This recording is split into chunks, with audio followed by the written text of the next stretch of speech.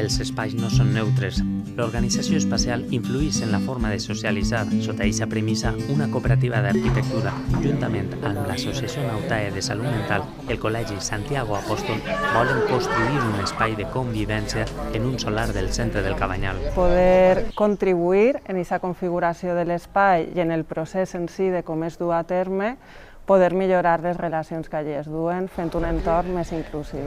També en el procés de fer el pati inclusiu, conviure amb persones amb problemes de salut mental i també treballar l'estigma des de la convivència. El procés de creació del pati, rebatejat com a Zona Santiago, ha servit d'activitat extraescolar per a joves estudiants del col·lectiu gitano, a més de donar treball a persones amb malalties mentals. Hi ha una tassa d'atur en salut mental que és d'un 80%. Un dels objectius fonamentals és la integració al barri. Per això estem tan pesats d'obrir l'escola al barri, de que el nostre alumnat participi en activitats fora de l'escola. Dibujar y pintar, barnizar los bancos. Generan un espai intercultural que és un poc el que anem buscant. La convivència, no? Com aprendre tots de manera col·laborativa, poder fer aquests reptes i somnis que tenim, aleshores estem contentes amb el resultat, però molt més amb el procés que s'ha dut a terme. Ara es convida tot el veïnat i les entitats del barri a participar en la gestió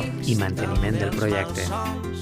És hora de tornar a casa pels infinits camins del món.